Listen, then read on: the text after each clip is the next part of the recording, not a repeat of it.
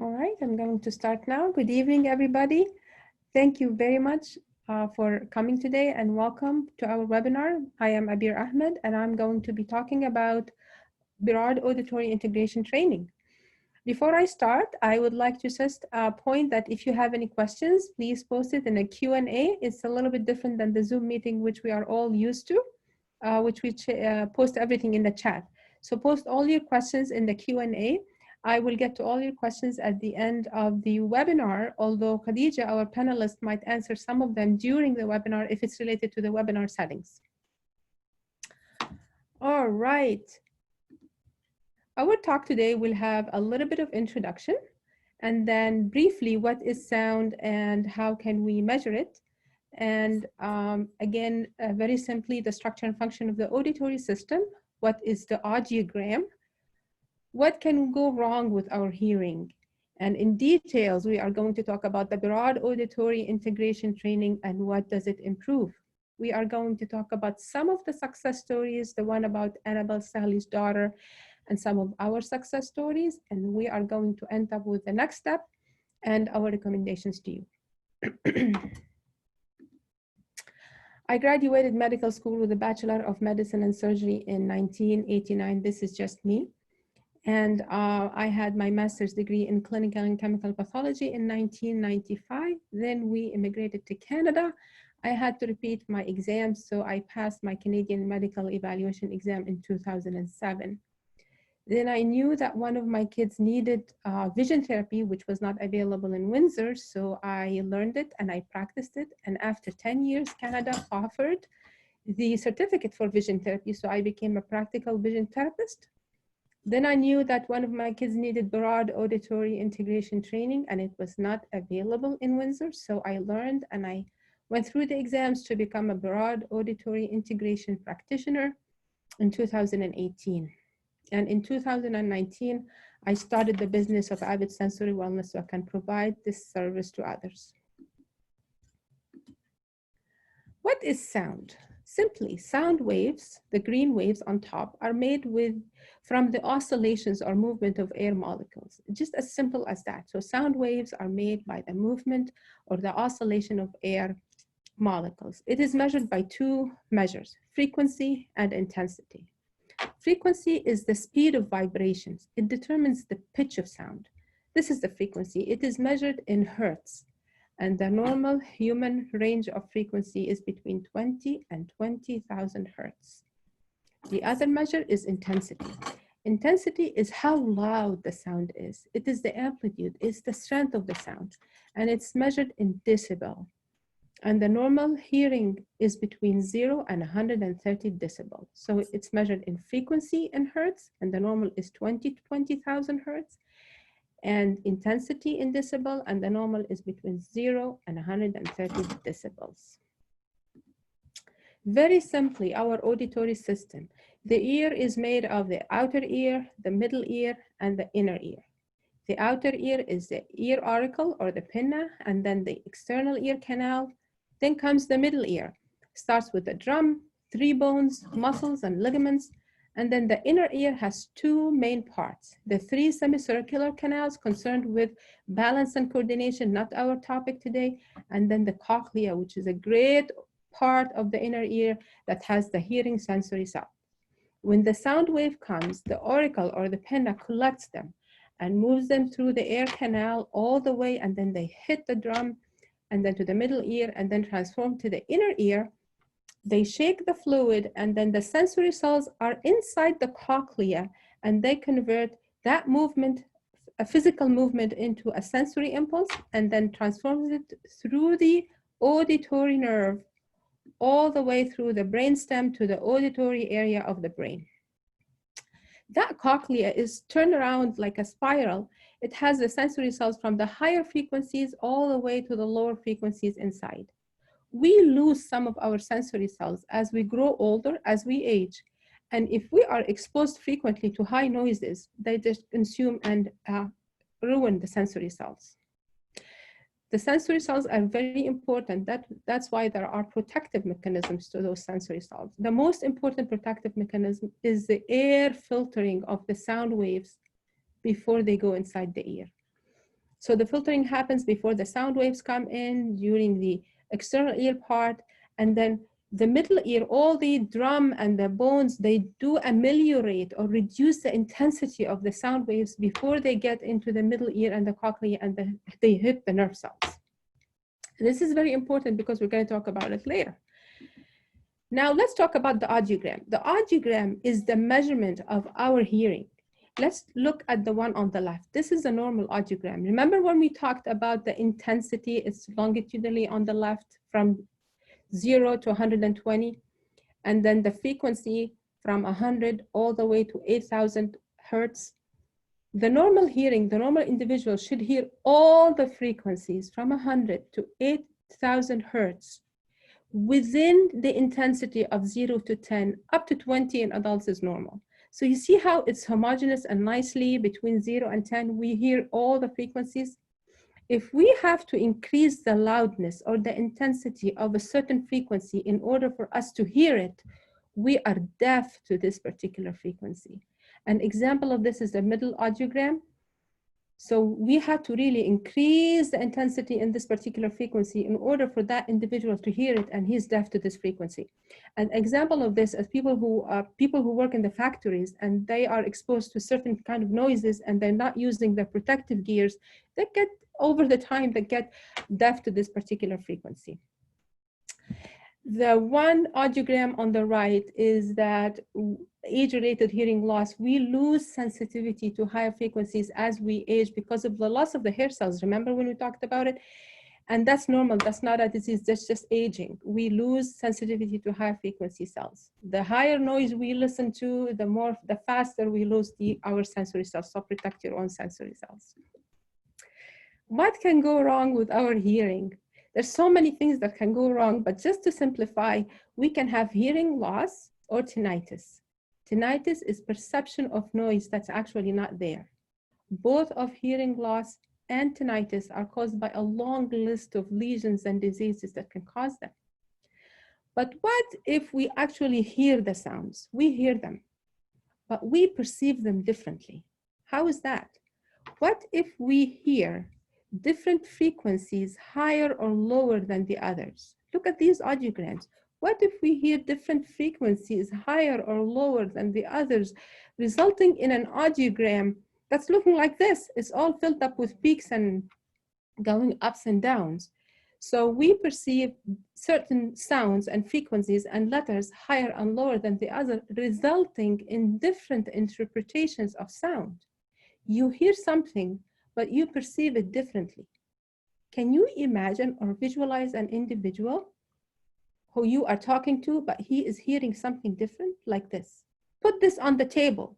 You mean get this from the cable? Something similar to this. This is just an example. So here's a list of signs and symptoms of individuals who have hearing perceptual issues, auditory perceptual issues. They are frequently misunderstanding oral instructions and questions. They are frequently asking you to repeat what you've said. They often need directions repeated again and again and again. They're very easily distracted. They have difficulty with hearing multiple people talking at the same time or hearing or listening in a noisy environment. They cannot remember instructions, especially the multi-step directions. They have organizational skills issues, all sorts of learning difficulties, comprehension, reading, spelling, writing. They can't take notes. Everything comes jumbled and they can't remember it back. They have auditory memory issues because they came disturbed the first time. They have verbal math problems as well. These are all a list of signs and symptoms of people with auditory perceptual issues, but they could be some of them are, or all of them are parts of different disorders. Just to make it easy for you, we are going to talk in two examples of disorders. The first example of disorders, just to make it more clear for you, is the central auditory processing disorders. Individuals with central auditory processing disorders have almost most, if not all, of the previous signs and symptoms that we've described. And this disorder affects 5% of school-age children in Canada. This is a high percentage. Every 100 school-age children, we have 5 of them with central auditory processing disorder. It is described that ears and brain don't fully coordinate. The brain recognizes and interprets sounds differently, especially speech. And we have described the how. We have described how they hear different frequencies with different intensities. So the brain just interprets different things. And this is the example we mentioned. Put this on the table, cut this by the cable. If it's not caught and treated early, it can lead to different issues and learning difficulties in the future. And now we are going to have our first poll. Khadija, our panelist, why don't you share the poll with us? I'm going to ask you a question.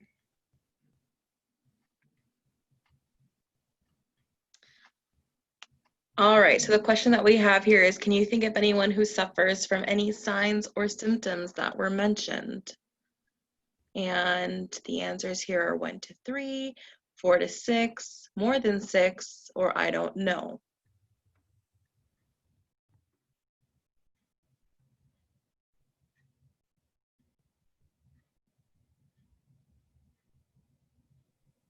We're going to wrap this up in the next few seconds, so if you haven't put your answers in.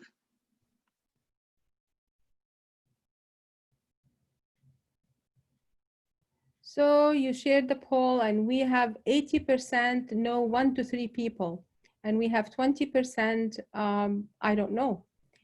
And that shows you that most of you know at least 1 to 3 patients, individuals, not patient, individuals with central auditory processing disorder. I'm gonna get out of this poll. Thank you, Khadija.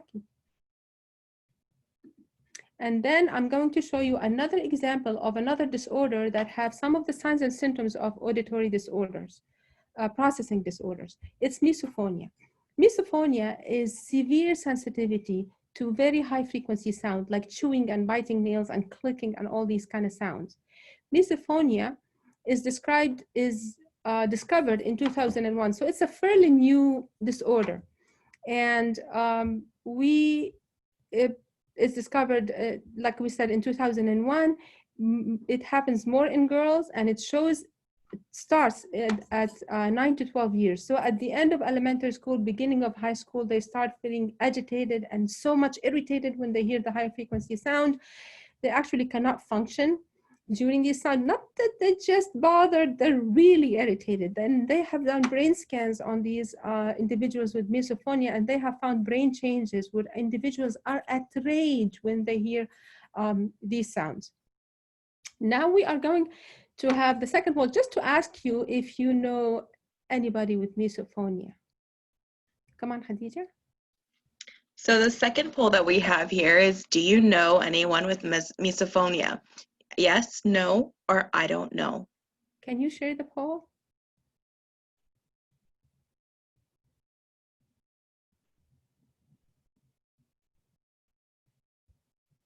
Here we go.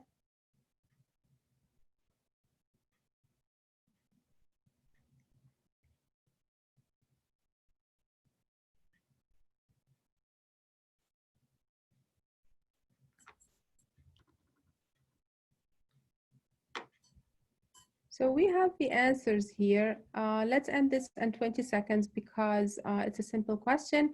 We have 40% said they know someone with misophonia, and 60% said they don't know anybody with misophonia. So there's a considerable amount of people with misophonia known out there. Just because we wanted to ask you these questions just to ask if you have known somebody with misophonia, or if you know somebody with central auditory processing disorder, or if you know somebody with these signs and symptoms that we described, just to give you a fear of a sense of awareness of how many people are there suffering from these issues. What is there for them? What is available there for them? We have the broad auditory integration training created by Dr. Guy Berard. Dr. Guy Berard is a French family physician. He was there in the 1940s. He had ringing in his ears, and he was told he is going to be deaf in 5 years. So what he did, he invested in himself, and he became specialized in otorhinolaryngology. He became an ear, nose, and throat specialist. in the 50s, in the 1950s. He worked with thousands of individuals, then created an intervention to correct or improve hypersensitivity, distortions, and delays in auditory processing.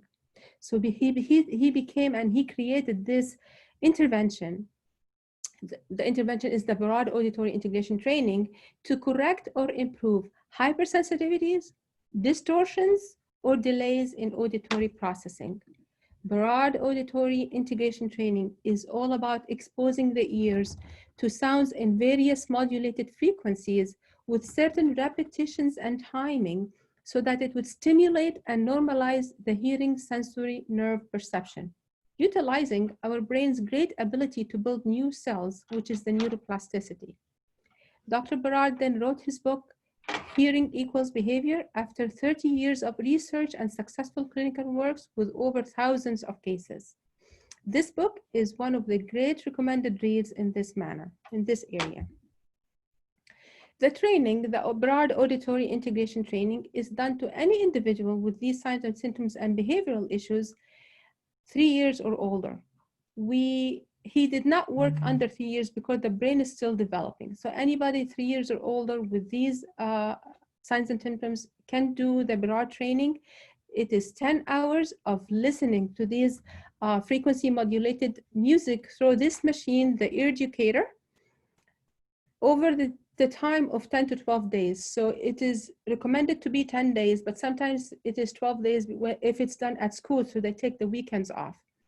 It is done 2 half an hours, separated by at least 3 hours. So the individual will come in the morning for half an hour and then will come in the afternoon or evening for the second half an hour over the time of the 10 days.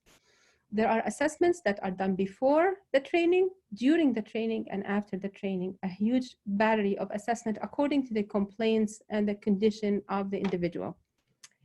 It is not a medical therapy, and it does not cure hearing loss or tinnitus or any of these medical conditions, and it is not a music therapy. It is just its own auditory training. And this service is provided at Avid Sensory Wellness here in Windsor. After this training is done, after the 10 days are over, the individuals are recommended not to use the headphones that go over or even worse inside the ears, which prevent the ear filtering, because they literally undo the effect of the training because they hammer the sensory cells and they damage them again. So the individuals are recommended to use alternative bone conduction headphones or over-the-shoulder headphones. The bone conductions have some sporty ones, regular ones, or these are just famous brands, or even use the regular headphones over the shoulder, adjust the volume so it could be heard. This all allows, all sorts of headphones allow the air filtering, so it's just are safe to use. And just think of these alternative headphones as we use retainers after the braces. After all this work is done, you need to protect your sensory cells. Who can benefit from broad auditory integration training? All the list of signs and symptoms and behaviors that we described before, and the disorders, the auditory processing and the misophonia. And here's some more signs and symptoms: fear of sound and fear of movement. If an individual is scared of the sound or the movement, you know he expects it to hurt or it's just too much, so he's hypersensitive. Poor attention, deficiencies in expressive and receptive language, and this is big indicator of auditory issues. Delays in balance and coordination, gross and fine motor skills. Here are some of the disorders that can greatly benefit from the broad auditory integration training: learning disabilities, attention deficit and dyslexia, hyperactivity, central auditory processing disorder, sensory processing disorder. Most of the sensory processing disorders have hearing hypersensitivity distortions or delays, autism, and most of the individuals on the special populations, because they have sensory processing disorders, including hearing issues, pervasive developmental disorder, and misophonia. What does the training what does it improve? It improves auditory processing and memory, and that improves processing sensory stimulation and information, and that improves hearing sensitivities, which in turn improves concentration and attention, reading and writing skills, and all of the academic skills, public speaking, communication, social relationship, sport and performance, self-esteem, quality of life in general. There are special benefits to population on the spectrum. Actually, in his book, Hearing Equals Behavior for Dr. Guy Berard, he has a special chapter about kids on the spectrum because of the tremendous changes that happens in their behavior and attitude after the training, they will end up with improved attention and auditory stimuli and better comprehension, improved memory for routine information, improved organizational skills, social behavior, interaction, and eye contact. They always avoid eye contact. Improved awareness of the environment, improved communications, less echolalia, which is repetition of the spoken words, and longer sentence structures. They will have decreased sensitivity to sounds. They're usually very hypersensitive to sounds. Decreased preservative behaviors, impulsivity, distractibility, irritability, yelling, tantrums, and lethargy. You can have a huge explanation about Berard auditory integration and training in his website, berardaitwebsite.com. Now we're going to talk about the success story of Annabelle Stanley's daughter. Annabelle has a daughter named Georgina. She was very highly autistic. She lived in New York. She heard about Dr. Guy Berard in France, and she took her daughter and she traveled to France and undergone the training. Her daughter, which had severe tantrums, yelling, and severe aggressive attitude, improved tremendously. Not only that, she became gifted. She became a writer. She wrote a lot of books, and she had her Georgina Institute. Annabelle became one of the advocates of Berard auditory integration training, and she started talking to a lot of the parents about it. She wrote her book, Sound of a Miracle, as a beginning book. And she says about her book, The Sound of a Miracle is the riveting story of Georgina Stanley's triumphant progress from autistic to gifted. And then in her second book, Dancing in the Rain, she actually took the stories of parents of different conditions on parents of children of special needs, and she took their stories and she edited them, and she had her second book, Dancing in the Rain. And this is the website for her child, georginainstitute.org. It shows a lot of her books that she's written. Other success stories from our practice, we have a case of misophonia. This is before the Berard training, and the other on the right after the Berard training. Let's talk about the before the Berard training. Look at her audiogram. Look at the high frequency sound. Look at her right ear and her left ear. It was just above the machine. The machine couldn't just take it. This is the highest hypersensitivity you can imagine, beyond -10. She can hear the higher sensitivity from the third floor. She could hear it from the end of the street, from the end of the building. She was very hypersensitive to higher frequency sound. She was prescribed earplugs.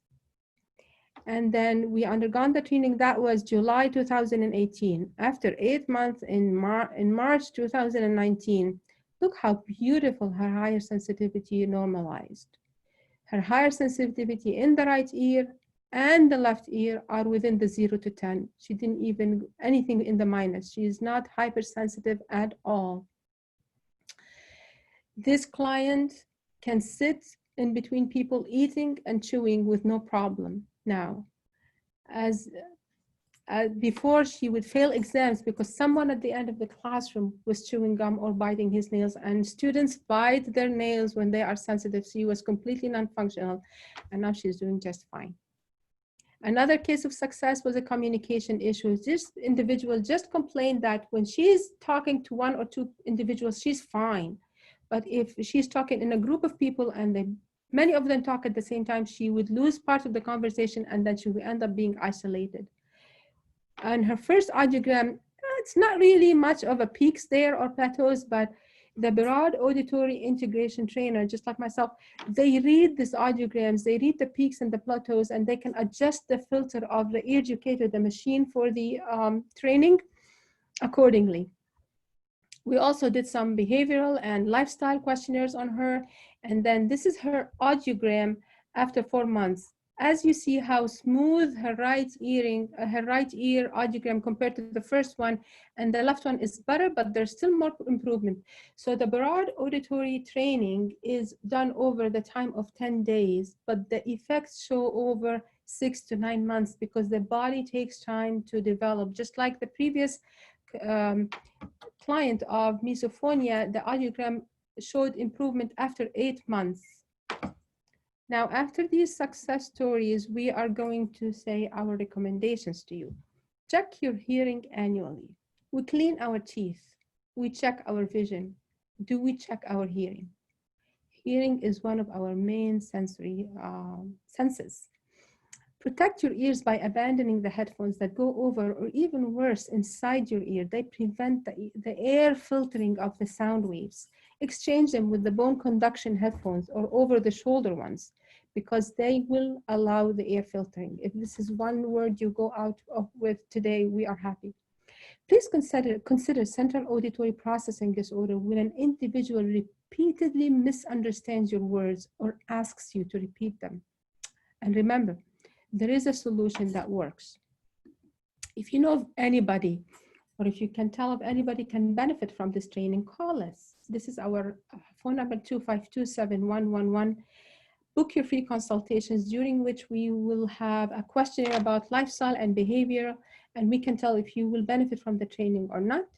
And we have a 10% off promotion until the end of August, until the end of October, as of back to school. And we have a family 10% off promotion as well. We are located in the 700 Tecumseh. It's Tecumseh and Howard. For more information, if you have any questions or concern, please email us at avidsensorywellness@gmail.com, and check our website. And it's connected to other, it has the links to the Berard website as well. All right, thank you very much. And now I'm going to answer your questions.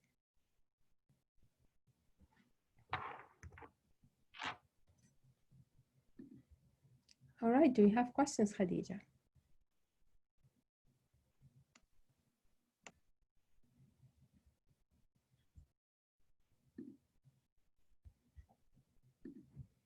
Do any of you have any questions? Yeah.